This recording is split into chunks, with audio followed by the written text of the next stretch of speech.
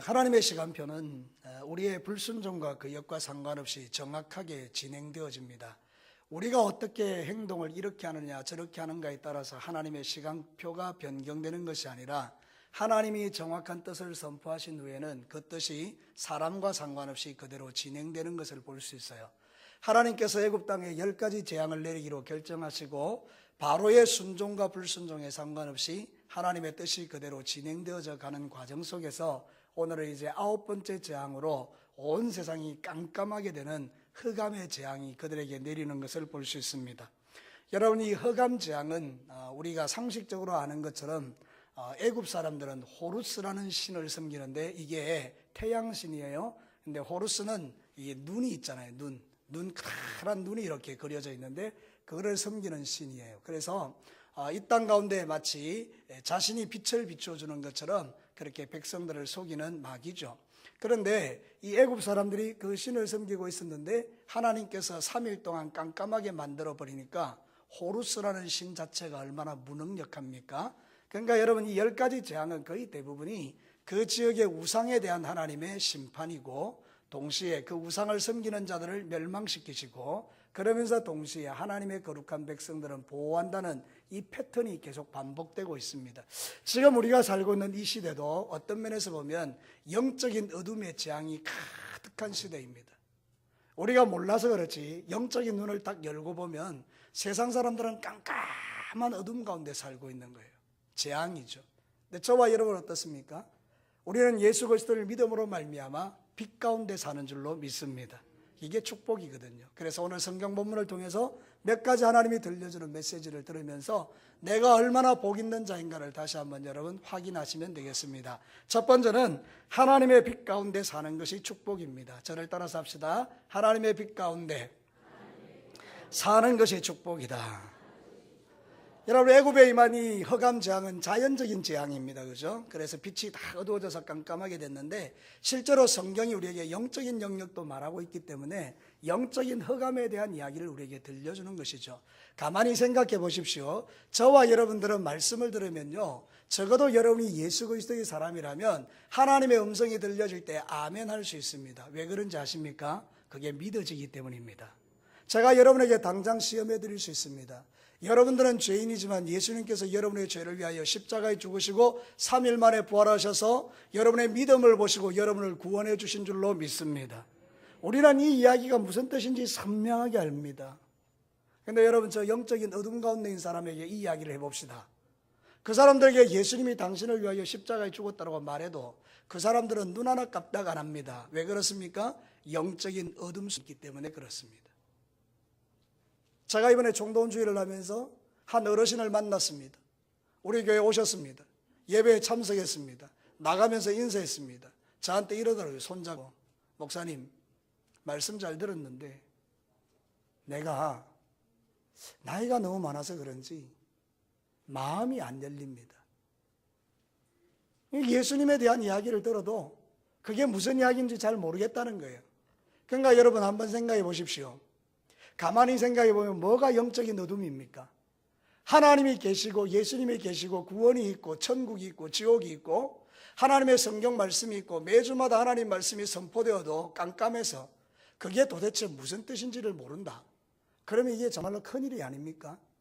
근데 여러분은 어떻습니까? 매주마다 오셔서 하나님의 말씀을 그렇게 많이 듣는데 그 말씀이 다 깨달아지니 예수님이 여러분의 빛으로 오셔서 여러분의 심령 속에 환하게 하나님의 말씀을 들을 수 있게 하시니 여러분이 세상에서 가장 복 있는 사람이라는 이야기를 우리에게 지금 하고 있는 것입니다.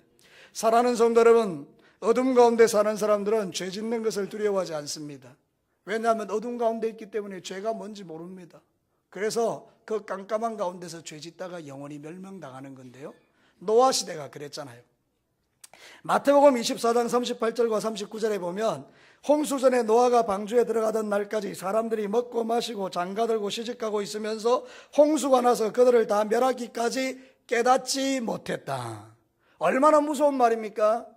여러분, 깨닫는 게 은혜입니다.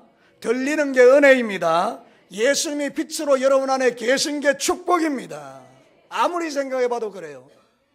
노아의 홍수 시대 때 이 사람들은 노아가 눈에 보이도록 방주를 짓고 있음에도 불구하고 이 방주가 당신들을 구원하는 배라고 말해줘도 그들은 시집가고 죄짓고 마시고 취하면서 깨닫지 못하다가 드디어 홍수가 난 날 다 멸망당했다고 하잖아요. 사랑하는 성도, 지금은 어떻습니까? 예수 그리스도가 방주로 이 땅에 오셨습니다. 예수님이 방주입니다. 그래서 예수님에게로 가면 다 구원받습니다. 이 이야기를 아무리 해줘도 먹고 마시고 취하고 방탕하고 장가가고 시집들면서 하나님께 오지 않습니다. 그게 바로 영적인 어둠이 주는 재앙이라는 것입니다. 세상 사람들이 불쌍한 이유가 바로 여기에 있습니다. 그들은 어둠 가운데 있기 때문에 하나님을 모르는 것입니다. 그래서 여러분이 지금 말씀을 들으면서 마음에 난 참 복 있는 사람이구나, 그게 깨달아지면 여러분은 지금 하나님의 은혜 아래에 있는 사람들입니다. 그것 하나 가지고도 감사하시면서 살아가시기를 축복합니다. 사랑하는 성도 여러분, 에베소서 5장 8절과 9절에 너희가 전에는 어둠이더니 이제는 주 안에서 빛이라, 우리의 신분을 정확하게 말합니다. 전에는 어둠이었다, 너희들이 전에는 어둠 재앙 가운데 있었다, 그러나 이제는 빛이다, 이렇게 우리에게 말하는 것입니다. 빛의 자녀들처럼 행하라. 빛의 열매는 모든 착함과 의로움과 진실함 가운데 있느니라. 내 안에서 원수마귀가 떠난 증거가 무엇입니까? 빛으로 예수님이 오셔서 내 안에 있던 어둠이 떠나간 것입니다. 그래서 여러분은 의롭고 여러분은 거룩하고 여러분은 진실한 삶을 살아갈 수 있게 된 것입니다. 저는 예전에 욕을 잘했습니다. 제가 초등학교 6학년, 중학교 1학년을 거치면서 저는 모태신앙임에도 불구하고 제 입에 다양한 욕을 구사할 수 있는 능력이 있었습니다. 제법 욕을 잘했던 것 같습니다. 개도 좀 이야기도 하고 또 숫자도 좀 이야기하고 좀 그랬던 것 같습니다. 제법 잘 구사했었습니다. 근데 제가 예수님을 만났습니다. 근데 내가 욕을 하려고 하니까 입이 떨어지지 않는 거 있죠. 그렇게 잘하던 제 언어였는데, 제2 외국어였는데 이게 안 떨어지는 거예요. 이게 욕이 안 되는 거예요. 나는 예수님 믿는 사람인데, 나 욕하면 안 되는데, 하나님 욕하면 싫어하는데, 그게 내가 경험했던 첫 번째 변화예요. 말이 거룩해지는구나. 혹시 여러분들 가운데에 제2 외국어로 욕을 구사하시는 분들이 있거든. 회개하시고 빛이신 예수님 여러분 안에 모셔서 믿음으로 승리하시기를 축복합니다. 우리의 입에서 더러운 말이 떠나가야 됩니다. 음란의 말이 떠나가고 남을 비방하고 정죄하는 말이 떠나가고, 이게 축복이라는 거예요. 빛이 들어오면 그게 다 되는 거예요. 그래서 여러분, 어둠 가운데 깜깜한 데 있는 사람들은 죄가 죄인 줄 모르고 죄 짓다가 지옥 가지만, 우리는 이 죄가 뭔지를 잘 알기 때문에 우리가 하나님 앞에 거룩하게 회개하고 살다가 우리 주님을 만나게 되는데요. 그래서 세상에서 제일 복 있는 사람은 빛이신 예수님이 마음에 들어와 있는 여러분들이에요. 저예요. 우리 학생들이에요. 여러분은 세상에서 제일 복 있는 사람입니다. 그 믿음을 가지고 주 앞에서 승리하시기를 축복합니다. 세상은 잠깐이에요. 100년 인생이라 하지만 100년이 뭐 길겠습니까? 저는 예전에 제 인생이 60은 안 올 줄 알았습니다. 왜냐하면 60이 한참 멀리 보이더라고요. 근데 이제 5년만 있으면 60이에요. 저도 이제 환갑입니다. 놀랍지 않습니까? 여러분, 나이가 그렇게 쑥 지나가요. 100년 인생 뭐 길어요? 짧아요. 어떤 사람은 이 100년 인생을 흑암 가운데 지내다가 영원한 멸망에 떨어져서 더 깊은 흑암으로 가지만, 우리는 이 짧은 100년의 인생을 죄짓지 않고 살다가 저 영원한 천국에 들어가는 이 복락을 누리게 된 게 웬 은혜요? 웬 사랑입니까? 여러분의 모든 삶 가운데서 원망과 불평이 일어날 때마다 하나님 감사합니다. 빛이신 예수님 내 속에 오셔서 감사합니다. 오늘 우리 찬양이 그랬잖아요. 예수님 내 안에 들어오셔서 나와 동행하시고 영원히 떠나지 마옵소서. 할렐루야. 우리 예수님이 여러분과 함께 하십니다. 서로 한번 인사하십시오. 예수님이 빛으로 당신과 함께 하십니다. 자, 두 번째로 오늘 이 성경 본문을 보면서 어둠은 우리에게 혼돈과 공허와 공포를 가져다 준다고 성경은 우리에게 가르치는 거예요. 자, 저를 따라서 합시다. 어둠은 우리에게 혼돈과 공허와 공포를 가져온다. 오늘 성경 본문을 자세히 주목해서 읽어보면요, 3일 동안 어둠이 깜깜하게 임했는데요, 사람들이 움직이지를 못합니다. 웬만한 어둠은요, 우리 밤에 돌아다닐 수 있어요. 그죠? 빛이 좀 보이기 때문에 희미하니까. 워낙 깜깜하니까 움직일 수가 없어요. 성경 본문에 보면 그렇게 이야기하고 있는 것입니다. 여러분 22절 23절을 한번 보십시오. 모세가 하늘을 향하여 손을 내밀며 깜깜한 흑암이 며칠 동안 3일 동안 애굽 온 땅에 있어서 그동안은 사람들이 서로 볼 수 없으며 자기 처소에서 일어나는 자가 없었다고 했어요. 여기 이게 무슨 뜻인지 아십니까? 일어날 그런 마음조차 없는 거예요. 너무 무서워서, 너무 두려워서. 여러분 보이면요 그동안 그래도 견딜 수 있어요. 제가 이 말씀을 준비하면서 8가지 재앙까지는 서로 보고 있는 거예요. 메뚜기 재앙도 같이 만나고 우박 재앙도 같이 만나고, 그러니까 옆집에도 같이 재앙을 당하고 나도 재앙을 당하니까 보이니까 그냥 막 같이 어울려서 죄짓고 살아가는 거예요. 근데 여러분 어둠이 딱 오니까 다 차단되고 딱 세상에 나 혼자 있는 거예요. 세상에서 가장 무서운 게 뭐죠? 바로 이거예요. 밖에서 무슨 일이 일어나는지 무서워서 일어날 수가 없어요. 그냥 가만히 이렇게 누워있는 요게 자기가 할 수 있는 최고의 할 수 있는 일이에요. 여러분에게 만약 그런 일들이 일어난다고 생각해봐요. 얼마나 끔찍합니까? 얼마나 무섭고 얼마나 두려운지요. 제가 말이죠 지금도 생생한 게 뭔가 하면 초등학교 5, 6학년 때 나는 정말 싫은 심부름이 하나 있는데요, 우리 어머니가 꼭 저를 시킵니다. 여러분 밤 8시 얼마나 무서운지 아십니까? 그때 빨래 그들하고 옥상에 보냅니다. 제가 그 5학년 6학년 때 얼마나 겁이 많았게요. 그러니까 여러분 그 올라가는데요 거의 뭐 죽음 가까이로 올라가는 거예요. 그 위에 나를 기다리고 있는 그 뭐 귀신 같은 게 있는 것 같은 느낌이 들어요. 얼마나 무서운지. 여러분 어둠이요 그때는 그래도 뭐 주변에 상가에 불빛도 있고 그래도요 밤이라는 게 그렇게 나한테 공포스럽더라고요. 그런데 여러분 이 애굽 땅에 지금 어른들도 많이 있는데 인생을 살아본 경험이 많은 사람 많은데요 꼼짝도 안 합니다. 얼마나 두렵고 얼마나 무서운지. 사랑하는 성도 여러분, 이 어둠이 왜 그렇게 무서울까요? 그것은 하나님의 심판이기 때문에 그렇습니다. 여러분 거라면 죽고 나면 체험하는 게 있는데 임사체험이라고 그러는데요, 그때 보면 두 종류의 체험을 한다 그래요. 하나는 깜깜한 지옥이고 하나는 밝은 빛이고요. 깜깜한 어둠을 쫙 통과하는 거예요. 예전에 제가 한번 이야기했죠.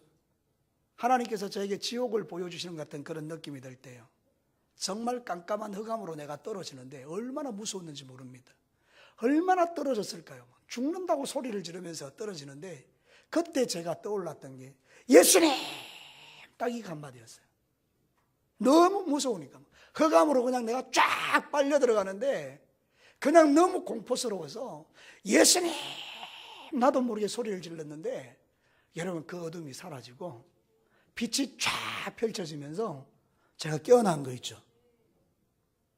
그게 가위를 눌린 것이든지 아니면 뭔지 잘 모르겠어요. 제가 환상이었는지 어땠는지 모르겠어요. 일단 내가 누워 있었는데 제 삶이 그렇게 되어오는 걸 바라보면서 우와, 정말로 지옥 가면 안 된다. 사랑하는 성도 여러분, 이 어둠이 바로 그 이야기를 하는 거예요. 스바냐 1장 13절과 14절 15절에 보면 여호와의 큰 날이 가깝도다. 가깝고도 빠르도다. 여호와의 날의 소리로다. 용사가 거기서 심히 슬피우는도다. 그날은 분노의 날이요 환난과 고통의 날이요 황폐와 패망의 날이요 깜깜하고 어두운 날이요 구름과 흑암의 날이요. 여호와의 날이 언제입니까? 하나님의 심판의 날에 세상이 깜깜한 어둠으로 지옥으로 끌려 내려가는 그 고통스러운 날이 바로 마지막 날이 될 거라는 거예요. 사랑하는 성도 여러분, 태초에 하나님이 천지를 창조하셨을 때에 흑암과 혼돈과 깊음 위에 있었어요. 이 흑암과 혼돈은요 하나님이 없는 상태에서 우리에게 일어나는 현상들을 말해요. 하나 살펴볼까요? 여러분, 공허가 무엇입니까? 이 공허하다라는 말은 텅 비어서 사람의 마음이요 우울해지는 걸 말해요. 그러니까 여러분 이게 공허가 우리에게 찾아오면 인생이 무의미해지고요 만사가 귀찮아지고요 그러면서 사람이요 무기력해져요. 그래서 우울증에 빠져요. 우울증에 빠지고 나면 그 다음 단계가 무엇입니까? 자살 충동이에요. 차라리 죽자. 우울증이 되게 무섭죠. 어디서부터 시작된 것입니까? 공허에서요. 자식도 귀찮고 일하는 것도 귀찮고 돈 버는 것도 귀찮고 텔레비전 보는 것도 귀찮고 모든 게 다 귀찮은 거예요. 내 인생이 이게 뭔가 허무해지기 시작하니까 그냥 막 우울증에 빠져버리니까 자살하는 거예요. 혼돈은 무엇입니까? 무질서를 말하는데 어디가 길인지를 몰라요. 어디로 가야 내 인생이 행복한지를 모르니까 이리 갔다 저리 갔다 이리 갔다 저리 갔다 비틀비틀거리다가 결국 인생이 망하는 것 아닙니까? 왜 이렇게 되는 것입니까? 바로 이 흑암요. 어둠이 깜깜한 이 재앙이라는 게 무슨 뜻인가 하면 우리 인생에 이런 흑암과 공허와 혼돈과 공포가 내 삶에 가득하다는 뜻입니다. 지금 세상 사람들을 바라보면요, 열심히 사는 것처럼 보이지만요, 공허하고 혼돈합니다. 어디로 가야 될지는 모릅니다. 네, 여러분 한번 물어봅시다. 여러분의 마음 중심에 누가 계십니까? 예수님입니다. 예수님은 성경에 보면 만물 위에 충만하신 분이라고 했습니다. 내 안에 있다는 것은 내가 공허가 없어졌다는 뜻이고 예수님이 내 마음에 꽉 찼다는 이야기입니다. 그러면 여러분 물어봅시다. 여러분 오늘 밤 죽으면 어디 갑니까? 천국 갑니까? 우리는 가야 할 곳이 분명히 있습니다. 그래서 진리인 것입니다. 여러분 어쩌다가 이런 놀라운 진리를 깨닫게 된 것입니까? 하나님의 은혜라는 것입니다. 흑암의 재앙이 임하면 여러분들은 세상 모든 사람들처럼 공허하고 혼돈하고요, 무질서하게 살다가 우울하게 살다가 다 죽습니다. 죽으면 끝인가요? No. 하나님의 무서운 심판이 기다리고 있습니다. 요한계시록 20장 12절과 14절을 한번 보십시오. 내가 보니 죽은 자들이 큰 자나 작은 자나 그 보좌 앞에 서 있는데 책들이 펴있고 또 다른 책들이 펴있으니 곧 생명책이라. 하나님 나라 가면 책 두 개가 있죠. 하나는 생명책, 하나는 행위책. 죽은 자들이 자기 행위를 따라 책들에 기록된 대로 심판을 받으니 바다가 그 가운데 죽은 자들을 내주고 또 사망과 음부도 그 가운데 죽은 자들을 내주매 각 사람이 자기의 행위대로 심판을 받고 사망과 음부도 불못에 던져지니 이것은 둘째 사망 곧 불못이라. 불못은 지옥이죠. 지옥에 누가 갑니까? 행위책에 기록된 죄를 따라서 지옥 가는 것입니다.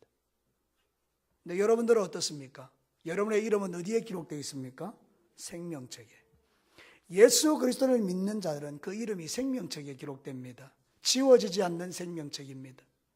그래서 우리의 행위를 펼쳐놓으면 우리의 행위는 죽어서 지옥 갈 죄들인데 생명책에 이름이 기록되어 있기 때문에 우리의 변호인인 예수님께서 그 사람은 생명책에 이름이 기록되어 있으니 내 백성입니다. 그러면 여러분들은 저 영원한 천국에 들어가는 거예요. 얼마나 복이 있습니까? 제가 한번 여러분에게 묻고 싶습니다. 여러분의 이름이 생명책에 기록되어 있습니까? 너무 감사한 일이죠. 우리는 어디로 가야 될지, 어떻게 삶을 살아야 될지 하나님께서 다 가르쳐주셔서 빛 가운데 살게 하셨어요. 그래서 여러분 하나님의 말씀을 우리에게 주셨어요. 시편 119편 105절 말씀하시죠. 주의 말씀은 내 발의 등이요 내 길의 빛이니이다. 하나님은 우리가 어둠 가운데 살도록 허락지를 않으십니다. 자, 성경 본문으로 돌아가 볼까요? 여러분 23절 그 뒷부분에 보면 이렇게 말하고 있어요. 여러분이 한번 읽어보십시오. 제가 읽고 난 다음에 그동안은 사람들이 서로 볼 수 없으며 자기 처소에 일어나는 자가 없어도 할렐루야. 애굽에는 깜깜한 어둠이 있는데 하나님의 백성들에게 뭐가 가득하다고요? 빛이 가득한 거예요. 오늘 이 땅에 수많은 사람들이 어둠 가운데 살고 있어도 저와 여러분은 빛 가운데 살고 있음을 감사하시기를 축복합니다. 빛 가운데 사는 자들에게는 적어도 흑암이 없고 혼돈이 없고 공허가 없는 거예요. 그래서 여러분 때로는 우울해질 때 있죠. 사람은 다 우울해져요. 우리에게는 누구나 다 우울함이 있어요. 그 없는 사람 없어요. 그렇지만 여러분 그 우울에게 지지는 마십시오. 왜냐하면 우리 하나님께서 저와 여러분에게 주신 것은 기쁨인 줄로 믿습니다. 회복되시기를 축복합니다. 주님의 보혈로 덮으시고 여러분의 우울이 주님의 그 빛으로 말미암아 떠나가고 그 우울에 사로잡히지 않는 그것이 바로 하나님이 우리에게 주시는 능력이에요. 성령 충만하시면 하나님이 나에게 주시는 기쁨이 충만하게 됩니다. 자, 여러분 한번 물어봅시다. 성령의 9가지 열매 한번 불러봐요. 첫째 시작. 사랑과 희락과 화평과 오래 참음과 자비와 양성과 충성과 온유와 절제. 첫 번째 사랑이죠. 그 다음에는요 희락. 희락이 뭐죠? 기쁨이에요. 성령의 열매. 우리가 영적으로 우울해지거나 낙담이 되거나 내 마음이 공허해지거나 내 마음이 뭔가 문제가 생길 때 우리는 빛이신 예수님을 통하여 성령으로 충만해지고 하나님의 말씀의 빛이 나를 조명함으로 말미암아 여러분 안에 이런 사랑과 희락이 일어나게 되기를 축복합니다. 어둠에 묶이지 마시기를 바랍니다. 주님이 우리와 함께 하시면 어둠 대신에 빛이 여러분과 함께하고 혼돈 대신에 질서가 여러분과 함께 하시고 공허 대신에 기쁨과 소망이 가득한 삶을 살게 됩니다. 그것이 하나님의 약속입니다. 그 약속을 붙들고 믿음으로 승리하셔야 해요. 마지막 세 번째가 뭔가 하면 불순종과 거역의 마지막은 영원한 흑암 즉 죽음이라는 거예요. 저를 따라서 마지막으로 한번 합시다. 불순종과 거역은 영원한 흑암 죽음의 길을 간다. 제가 오늘 이 성경 본문을 준비하면서 말이죠, 여기 보니까 이 바로와 모세 사이에 대화가 오고 가요. 여러분 한번 재미있습니다. 한번 보시기를 바랍니다. 28절 29절 같이 한번 읽어봅시다. 시작. 바로가 모세에게 이르되 너는 나를 떠나가고 스스로 삼가 다시 내 얼굴을 보지 말라. 네가 내 얼굴을 보는 날에는 죽으리라. 모세가 이르되 당신이 말씀하신 대로 내가 다시는 당신의 얼굴을 보지 아니하리이다. 여러분, 이 모세가 이제 9가지 재앙을 선포하고 난 다음에 마지막으로 이제 장자의 죽음을 선포한 다음에 이 모세가 바로의 얼굴을 봤습니까? 못 봤습니까? 이제는 바로의 얼굴을 볼 수가 없습니다. 왜냐하면 바로는 영원한 심판을 받아서 애굽의 그 홍해에 수장되어 버리기 때문입니다. 그러니까 오늘 이 바로는 모르는 거예요. 바로가 뭐라고 말하는가 하면 니하고 내하고 얼굴 다시 보면 내가 니를 죽일 것이다 이렇게 이야기하지만 자기가 몰랐던 게 뭔가 하면 하나님이 자기를 죽여서 영원한 흑암 가운데 던질 것을 몰랐다 그 말입니다. 사랑하는 성도 여러분, 네가 내 얼굴을 보지 못할 것이다 이렇게 말했지만 실상은 하나님께서 바로에게 네가 내 얼굴을 보지 못할 것이라고 말한 것과 같은 것입니다. 세상에서 가장 불쌍한 사람은 죽어서 하나님을 볼 수 없는 사람들입니다. 영원한 지옥불에 떨어져서 하나님과 상관없는 인생을 살아가는 인생처럼 불쌍한 영혼이 어디 있습니까? 근데 여러분, 우리는 나중에 주의 얼굴을 보게 될 것입니다. 여러분, 고린도전서 13장에 있는 그대로 지금은 우리가 거울을 보는 것 같이 희미하지만 그때는 얼굴과 얼굴을 대하여 보는 것처럼 정확하게 볼 것입니다. 제가 목사자로서 제일 안타까운 게 뭔지 아세요? 하나님의 말씀은 선명한데 인간이기 때문에 다 전달해 줄 수가 없다는 거예요. 이게 너무나 분명한 진리인데 여러분에게 그것을 이것이라고 말해주고 싶어도 때로는 내 지혜가 부족하고 지식이 부족해서 여러분들에게 이것입니다라고 말해주지 못할 때 좀 안타까워요. 그런데 여러분, 나중에는 그럴 필요가 없는 거예요.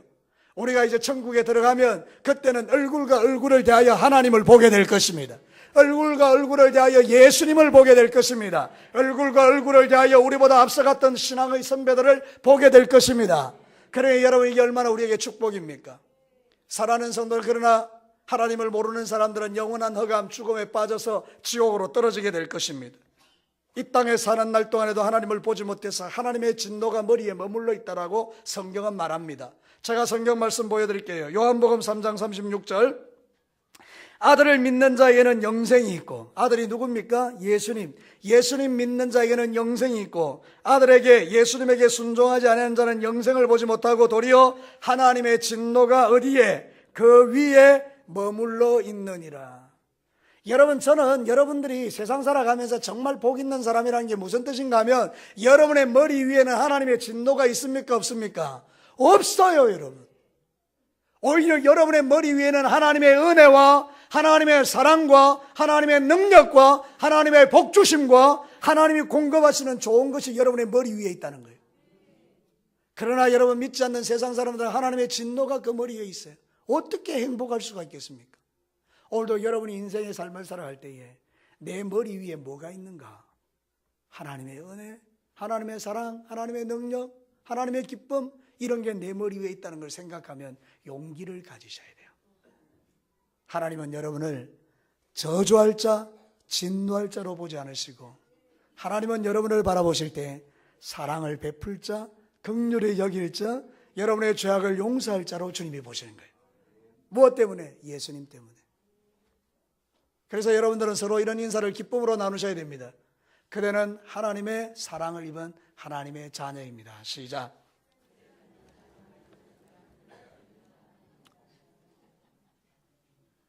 너무 짧게 이야기하지 마십시오.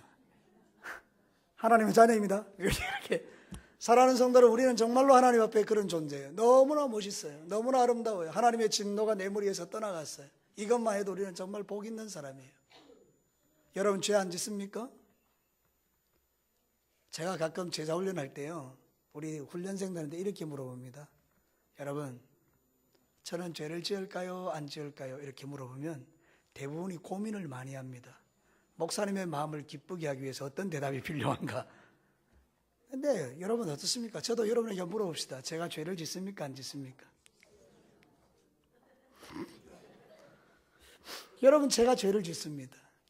저도 동일하게 여러분과 동일한 죄를 짓습니다. 시기하기도 하고도, 미워하기도 하고요, 질투하기도 하고요, 또 내 안에서 말할 수 없는 죄악의 소욕들이 있음을 인정해요.